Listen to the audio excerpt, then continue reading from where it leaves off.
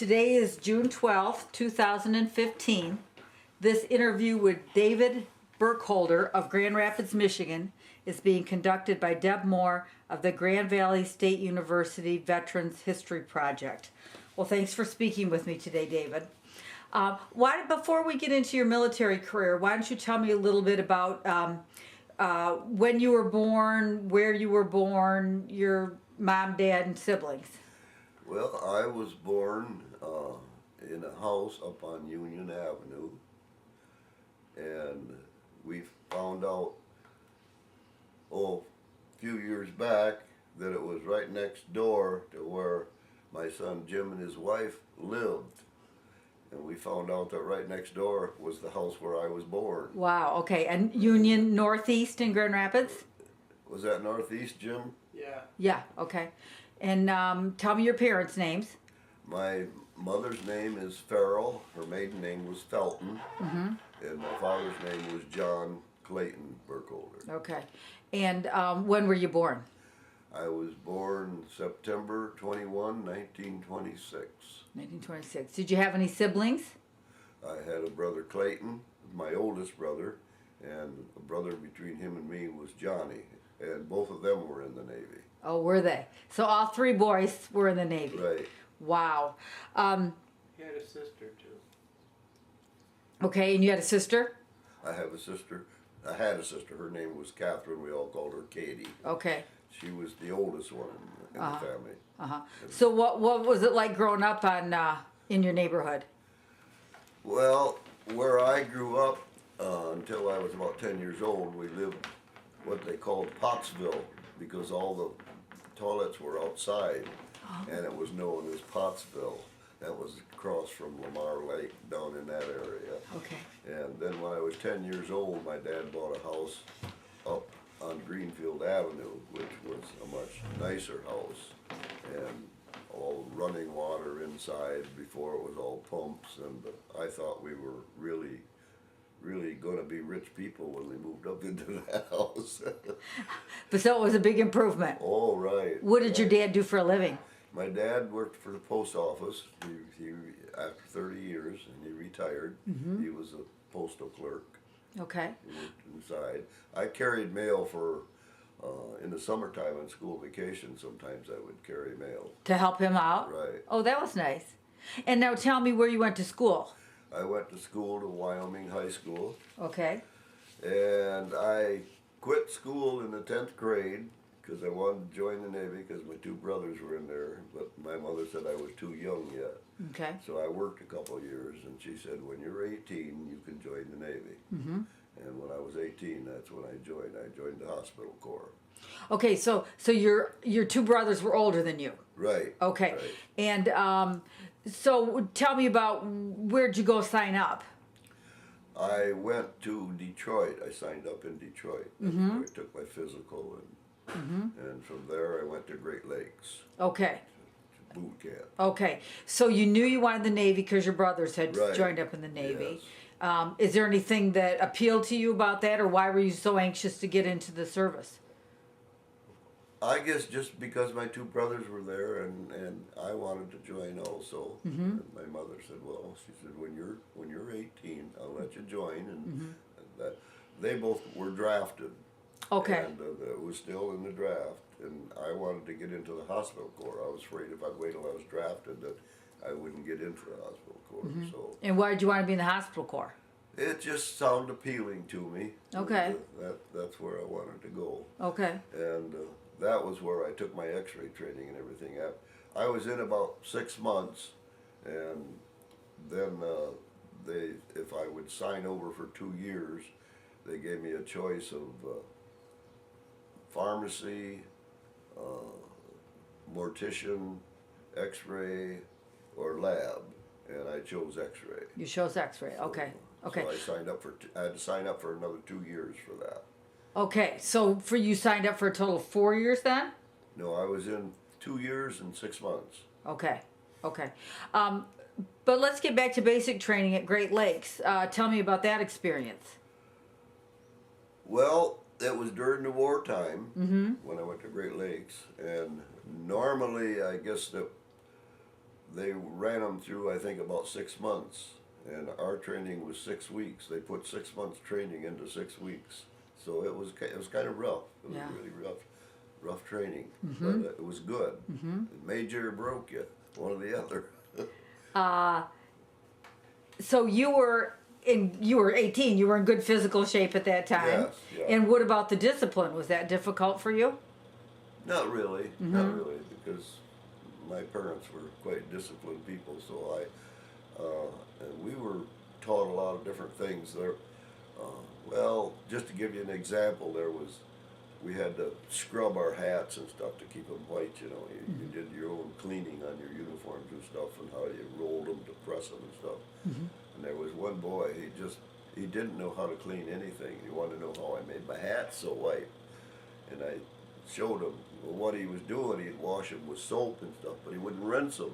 He'd just let them dry, and they would dry yellow. So training at home came in pretty handy at boot camp. Okay. That was the picture there. That was my boot camp. Oh yeah. I went through with. Yeah. Here, you hold that up for the camera there. Yeah, that's my boot camp picture. Okay, that's you after 6 weeks in the Navy. Yes, and this is me right here. Okay. Great. First one on the right in the second row. Okay, so did you see a bunch of fellas wash out? I mean, or was that kind of unusual with that guy that couldn't? No, I think everybody made it through boot camp. Okay. There was a couple that had a pretty rough time, but everybody made it through. Of course, they'd all chosen to be in the Navy. You had to enlist, right? Right. Right. Okay. And our company commander's name was Novak. Okay. And was he a pretty tough guy? Yeah, in some ways, but everybody really respected him. He was a good guy. He wasn't like you see on the TVs and stuff, you know, real. Right. He wasn't a tough real or mean not. drill sergeant or something like that. Okay. And we were another thing I should tell you is the companies in the kind of the platoon where all the different barracks were, the ones that they had what they called the rooster, the company that was the sharpest, won all the medals or whatever they call them. They won what they called the rooster after boot training, and our company was the rooster company. So. Oh, good. Was there a physical rooster? What does that mean? It was kind of a flag like, and we were. I don't know if I guess it isn't in the picture. Okay, so they subdivided you into different groups to get you to work together and each barrack was a separate company. Okay, and what about was that difficult for you getting used to life in the barracks? It was a little different. The floors were wood, and you kept them. We did what they called the Great Lakes Shuffle. We'd have pieces of steel wool, and you'd go to each guy would have maybe 3 or 4 boards, and you'd go down with steel wool, and keep the floors real shiny and clean with steel wool. Oh, nice. They call that the Great Lakes Shuffle. I like that. Okay, so after the 6 weeks basic, you had indicated your interest in hospital or medicine. When I went in, I joined the hospital corps when I enlisted. Okay. So I was in the hospital corps as even going through boot camp. I knew that's what I was going to be in. Okay, so then did they send you someplace else for the training? From there I went to Sampson, New York, and I was there. That's where I re-enlisted for 2 years. Okay. And from there I went to, I was trying to think of where I went to from there. I think from there when I re-enlisted, I went to San Diego. Oh. That's for the hospital corps, and that's where I took my training for a hospital corpsman was in San Diego. What did you do in Sampson, New York? Basically, it was a hospital there, and I was in the hospital corps there. That was before I was in X-ray. Okay. And I was a corpsman, and each corpsman was on watch on a ward. There were a lot of beds, and a lot of the guys that came back from the war would be in there. So, and they needed a lot of care. Okay. And, So they were just kind of acclimating you to general hospital work, Right, and then you got yeah. your. And what do they do for the specific for the X-ray training? For the X-ray training was that was at Bethesda, Maryland, Okay. at the National Naval Medical Center, like the picture I showed you there. Right. And after we went through, there was 120, and I was number 10 on the graduating list as for marks. And stuff. Oh, good for you. So I had a pretty good choice of where you wanted to go. They went by your mark, and I chose to stay right there. So Yeah, Bethesda. right, Okay. and I was an X-ray technician there. Okay. Um, And who would your patients be? we had admirals, regular just enlisted men, officers, and I remember one experience I had with an admiral. I had to go up with a portable X-ray and take an X-ray out of him, and I know his name, but I won't give it to you. And he was kind of cantankerous, and he said, "You get out of here, I don't want you." And I said, "Sir," I said, "you're just a patient now." And I said, "I have orders to take X-rays on you, and you're going to get them." He just looked at me and kind of cussed, and he said, "Well, take the so-and-so things and get out of here," he says. So, But would you also, now I should say for the camera that you you signed up for the Navy in August 24th, 1944, right, and you were in until November 18th, 1947. right. So were you getting military guys that had been wounded in Europe shipped back to Bethesda to be in the hospital? Yes. Okay. Yeah, there was a lot. So there were casualties of war that you were seeing. Right, right. And obviously those were the worst cases? Yeah, a lot of them were. Uh-huh. A lot of them were. Officers and enlisted men, and my job was to X-ray them. To X-ray. Did you read the X-rays too? No. The doctor did that? Radiologist. did Radiologist. So if somebody was discharged from the hospital, were they sent back to the war? that. Some were, and most of them probably weren't, but some were. Mm-hmm. But the more serious ones weren't. As far as I know, anyway. Mm-hmm. Of course, I didn't follow through with them. No. My job was to right. do the X-ray. Right. So did you spend your whole career in the military then at Bethesda Naval Hospital? No. No. I worked there. I can't remember what the date is on that, but I wanted to get on a ship because I hadn't been on a ship. I wanted ship duty, so I volunteered for ship duty, Uh-huh. and I was on what they called the USS Cadmus, which was a repair ship, Okay. and we were a mile out in harbor at Norfolk, just enough to get sea pay, but we never left the harbor all the time I was on it. And a hurricane came into port one time, and all the ships were ordered out to sea out of the hurricane area. But our ship had a crippled ship tied to it because it was a repair ship, so we had to stay and ride the hurricane. What was that like? It was rough. Uh-huh. Yeah, the boatswain's mate, his name was Binky. Uh-huh. Everybody called him Binky. I don't know what his real name was, but he was on topside. And I went up to see what was going on, and he says, "How you doing, Burke?" He says, "Are you scared?" And I said, "Yeah." I said, "I am a little scared." I said, "This is rough." He says, "You'd be an idiot if you weren't scared." It's in the middle of a hurricane. How long did that last? Oh, I would maybe somewhere between a half hour and an hour or something. Oh, there. not Then too it bad. started slowing down a little. Okay. But at one point, we were listing 40 degrees, even with the crippled ship tied to us. Ooh. So, Oh, okay. And so you had a portable X-ray machine on the ship, right, yeah. and did you have to use it every day? No, not every day. The X-rays were once. At one time, all the cooks and people like that, they'd have to have X-rays, and Then I think at one time I had to x-ray all the personnel on the ship. For what? I guess just routine x-rays, that they had to have chest x-rays. Like tuberculosis or second? I don't know what they were looking for, Oh. just for Just told you to do it. physicals, I guess.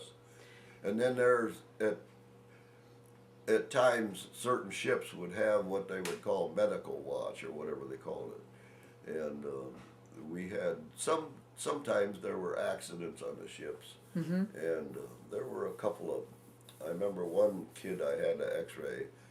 The ship came alongside our ship when they would unload supplies, and it would bang once in a while against the ship. They would tie up, but when the waves would come in, then they'd go down, and the ships would.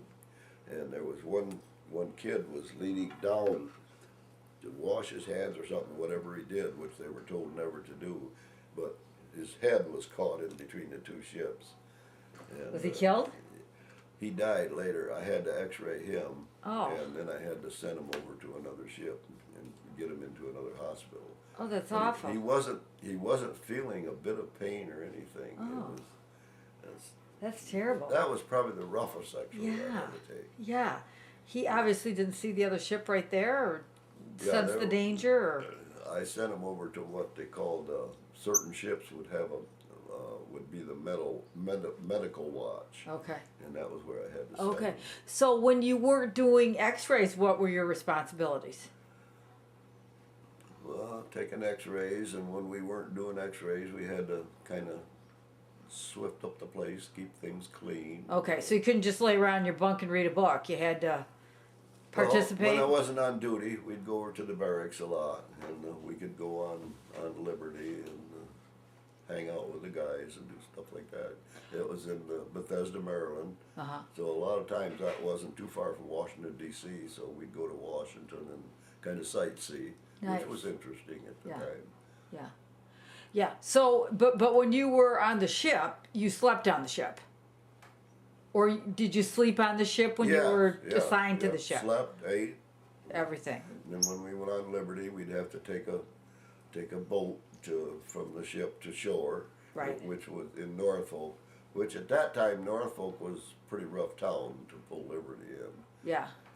I think it is, still is. Probably. Yeah. Probably. Yeah. And well, how was the food on board? Wasn't bad. Mm-hmm. Wasn't bad. We had what they called powdered eggs, Mm-hmm. and that was another funny thing that happened on the ship. We kept hollering to the cook we wanted fresh eggs. He kept saying, "No, you don't want fresh eggs." "Yeah, we're getting tired of powdered eggs." "Okay," he says, "you guys want fresh eggs? We'll get them." So he ordered fresh eggs to come in. Well, they weren't all that fresh. So we were happy to go back to powdered eggs. Right. Anything? So, what was any other interesting things happened while you were on board ship? Well, we had another funny thing that happened. This one guy, he was married, but he was cheating on his wife, and he came back one time and he wanted the lab tech to do some. He didn't know if he had caught a disease or not, so they decided to teach him a lesson, and they told him that he had caught a disease, and he was really worried. He says, "I don't know how my wife's going to take this. Do you have to tell my wife?" They said, "Yeah, we have to tell her." And he was really, they let it ride for about a week, and then they finally told him they was pulling his leg, and he was upset. Serves him right. I wonder if it changed his behavior.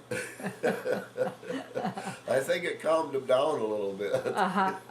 So, how long were you aboard the ship altogether, David? I think I was on board ship just before my discharge. That's where I was discharged from. And there was a chief that wanted me to re-enlist. Of course, that was feathering his hat if he could get the guys to re-enlist. And I said, no. I said, I didn't want to re-enlist. I was ready to get out. So he put me in on the side of the ship, chipping paint. I had to sit in what they call a boatswain's chair and chip paint every day. He did that for about a week. He'd come over and he'd lean over the rail and he'd say, "You ready to re-enlist?" I said, it isn't going to happen. Funny, funny. Any of the sailors in the brig on your ship? Did they do what? Did they have to be put in the brig, or wasn't there a jail on the ships? I don't remember of any of them have to go in the brig while I was on it. Yeah. Anyway. How many men were on the Cadmus? I can't really tell you. I think there was probably maybe somewhere around 40, 50, somewhere in that Oh, area. okay, not hundreds or thousands. No, It was no, it wasn't a real big ship. right. Okay. Let's see. What did you guys do? You said in your free time you got Liberty and you could go into DC Yeah. and A lot of when I was aboard ship, once in a while we'd go on Liberty, not very often, but spent a lot of time playing poker. okay. And we were real acquainted with the cook, so a bunch of us guys would play poker, and the cook would bring up egg sandwiches and desserts and stuff like that. Oh, that was nice. We spent a lot of. Was there a lot of drinking and smoking going on? Not really. No? No. Not too bad. There wasn't no drinking. Wasn't allowed on the board ship. Okay. Some of the guys smoked, but I did for a while, but I didn't really enjoy smoking. So how would you characterize the morale? I think it was good. I think the morale was good. Were you getting a lot of reports about what was going on overseas? Once in a while, but probably more when I was in the hospital, when I worked at the hospital as X-ray. I seen more of that than I did when I was on the ship. Now tell me, were you worried about your brothers? Where were they? My oldest brother was on a landing craft, what they called an LCS, landing craft structure. They would hit the beach and draw fire for the battleships, so the battleships would know where to aim their guns. My other brother, between my oldest one and me, his name was Johnny, he was on a destroyer escort. And their job was to escort the destroyers, and if they, through their sonar and stuff, sent submarines underneath, enemy submarines, their job was to throw out the barrel explosion, depth charges they called them. That was their job. So did you see them at all during the war? I saw my oldest brother when I was going through San Diego to Hospital Corps School. His ship came into port at San Diego, and he came up to see me. And he said, "We're going into town." And I said, "Well, I can't get Liberty." He said, "Yeah, I got it for you." So he talked him into letting me go for the evening. That was nice. And I saw my other brother a couple times when his ship came into port once. And I got to see him once while I was in. So you were corresponding with all them? Yeah, we kept in touch. Mostly through letters? Right. And your mom and dad, I suppose, were worried about the three of you? Yeah, I think probably more than we realized. I think they did a lot of praying. It sounds like your oldest brother was in the most danger. Yeah, probably was. Drawing enemy fire? Yeah. Yeah, it sounds a little scary. Well, the ship that they had was so light because it was built light, so it had to have a lot of speed to it. And he said that the metal that those ships were made out of, he said a rifle bullet would go right through it. It would? Yeah. Wow. So they were built that way for speed. Yeah. So you never felt you were in danger? No, never. No. Only when the hurricane I was a little scared. Right. that was the worst danger I was in. Right. Did you ever go to any USO shows or have any entertainment, or was that mostly for the guys overseas? I went to a couple of USO shows when I was in San Diego. I got acquainted with a fellow, they called him Whitey because he was a blonde-haired kid. And he was a real good dancer. I couldn't dance for love nor money.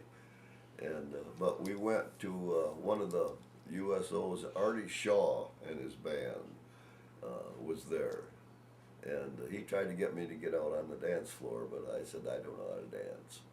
So he was determined I was going to learn, So the next week he took me to the USO and had some of the USO girls were going to teach me how to dance. A couple of them tried, and finally they shoved me off onto about the third one. And she tried to teach me how to dance, and finally she said, "You know what?" She says, "I think you might as well give it up." She says, "You don't have any rhythm at all." Describe to me the naval base in San Diego. Pardon?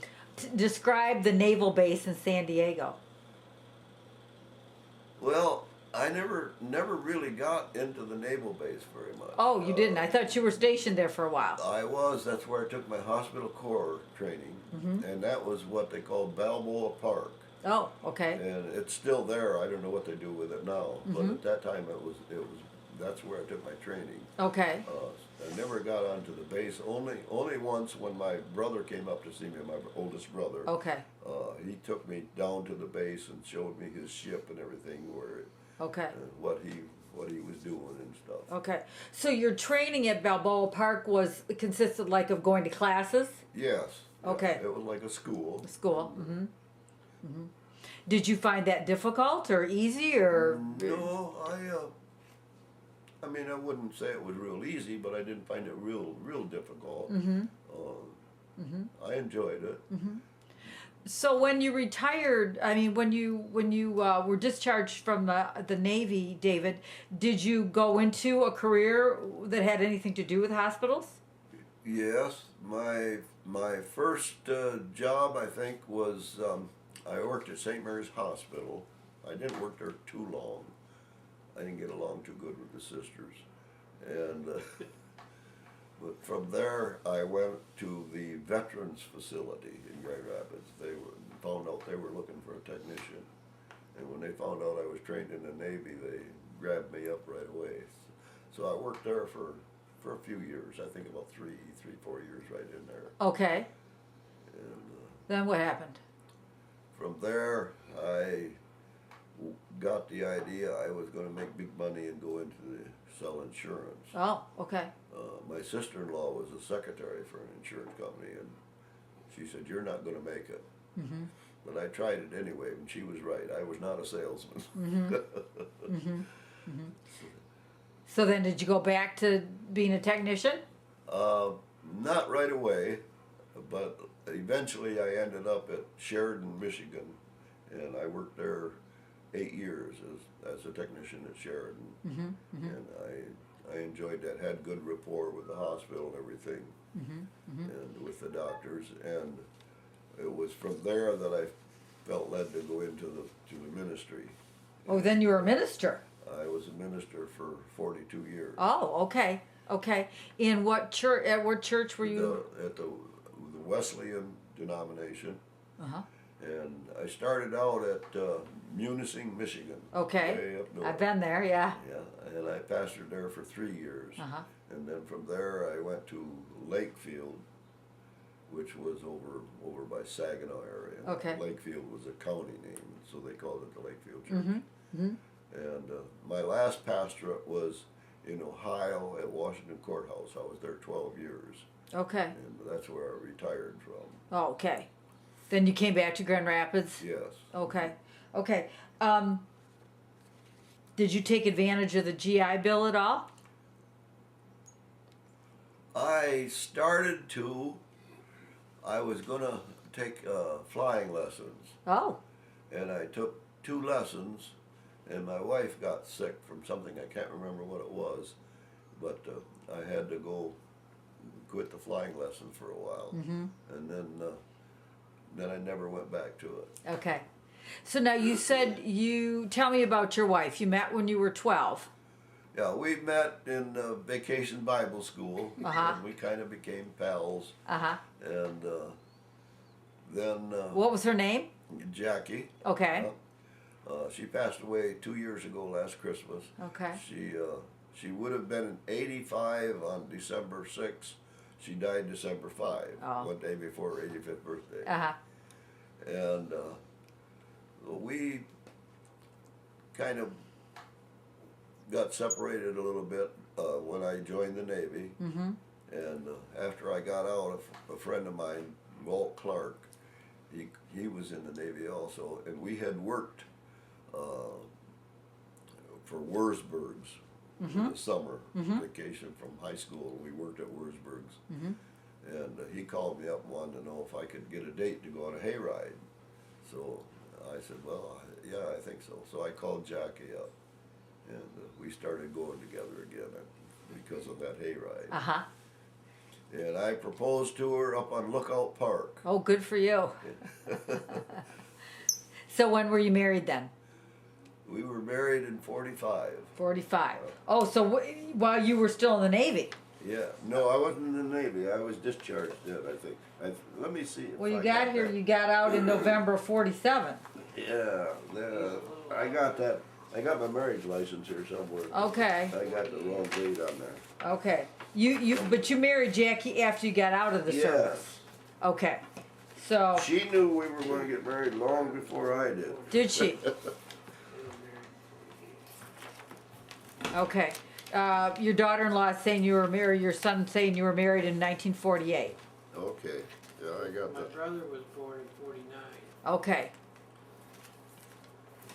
They they got better memories than I got. Well, that's how it goes. And so I then, wasn't there, how many kids did you have? Just two boys. 2 boys. Jim and my other son is Ron.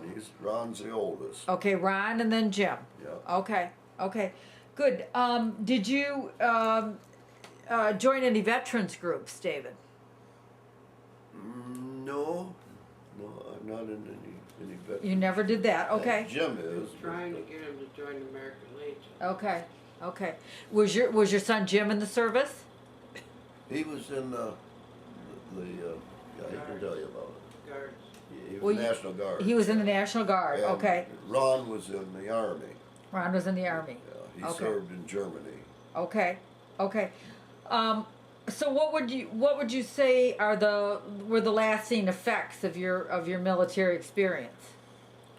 Well, I've always, been proud that I had the chance to serve, Mm-hmm. and I really enjoyed it. And because of being in the Navy, that's where I learned my X-ray training. So Yep. that was a great asset to me. What were the positive things about other than that about your naval experience? Well, I think being able to help a lot of the wounded guys and being able to work with them and help them, and I think I was a good service. I mean, my attitude was first when I went in, I wanted to go overseas real bad, but I found out later that I was more fortunate than I thought by not having to go. But being able to care for a lot of the guys that came back, I was pretty proud that I was able to do that. Did you think so? It gave you some opportunities to do some traveling that you would not have otherwise had. Oh, definitely. Uh-huh. Definitely. Because you said you were on the East Coast, you were on the West Coast. Right. In San Diego, I did a lot of sightseeing there, and then in Bethesda, Maryland, I got to see a lot of things in Washington D.C. It was interesting when we went on the tour to Washington D.C. The honor flight. Yeah, the honor flight. How things had changed because I hadn't been there since, and it was a different Washington D.C. than when I was there. Yeah, I bet. Well, you did go there with me one time. Pardon? You went there with me. Yeah, I went when he was truck driver. I went with him to Washington. D.C. What year would that have been? The 90s, the 80s? Well, they were remodeling one of the buildings downtown. They changed the name to the Reagan Building. Okay, So it was, probably after Reagan had left office then. yeah, Yeah, probably maybe late 80s, early 90s. yeah. Okay. Yeah, there was one of the buildings where he went in was a government building, and he got out of the truck, and they wouldn't let me get out. They told me I had to stay in. Why is that? It was a government building, Oh. and he had some stuff to deliver there in the Oh. truck, but they wouldn't let me get out of the truck. Okay. I was authorized, but they wouldn't let him get. I see. Okay. So, You felt like your time in the Navy had a positive effect on your life? I think it did, Mhm. definitely. I think I learned to appreciate the guys that had sacrificed so much, you know, more than I did. But I felt afterwards, I felt that it was an honor to be able to work with them and help them after they came back from the war. Did you make any close friendships during that time? Yeah, I made some. There Uh-huh. was one guy that I went through X-ray school with. His name was Murphy, they called him. Uh huh. And because of him, I was able to go through the battleship where they signed the peace treaty with Japan. Oh, okay. And he took me his X-ray. He was the X-ray technician on that ship. I went through school with him, and it was 12 decks below water was where this X-ray room was, and he took Wow. me down. So, and the Missouri, the USS Missouri. Okay. That's where they signed the Yeah. peace treaty. Yeah. And, I was able to stand on the spot where MacArthur signed the peace treaty with the Japanese people. Oh, that was historic. Yeah. That was pretty interesting. Yeah. Nice. Okay. Anything else you want to say that we have not covered? Well, I think because of the Navy and being a veteran, a lot of advantages that I've had. I was able to get my hearing aids through the veterans, which if I'd had to buy them would have cost me about $7,000. And they've always, if anything goes wrong with them, they take care of them. A lot of other medications and stuff that I get through the veterans. Great. Like I take what they call the Cinepril, which is the blood pressure medicine. I don't have to pay for that, the veterans. So the veterans really take care of their own. That's nice. Yeah. Yeah. Yeah. Did you save anything? Did you save your uniform or anything? That's another story. My brother and I both did. We had two dresser drawers. His uniforms were in one and mine were in the other. And we both went our separate ways and left them at home where my folks lived. Well, my dad was a great one to throw away stuff. And we went back one time to check on our uniforms. We wanted to look through them and stuff, and they were gone. My dad had threw them all away. Too bad. He threw a lot of stuff away. Did he? Yeah. That's Perhaps too I've bad. seen no sentiment in anything. No sentiment. That's too bad. And my other son takes right after him. His wife gets so upset at him sometimes because he throws stuff Goes a little away. too far, huh? That's a fine line, right? Yeah. Okay. Anything else we should say? No, unless you want to ask some questions. Okay. I think we've pretty much hit all the high points. It sounds like you transitioned well back to civilian life. I think so. Uh-huh. I think so. And there was no lasting trauma or. Not really. No. And my son and daughter-in-law just take great care of me. That's nice. Take me any place I want to go. Okay, can't beat that. Good. Okay. Well, hey, thanks for speaking with me today, David. Well, thanks for coming.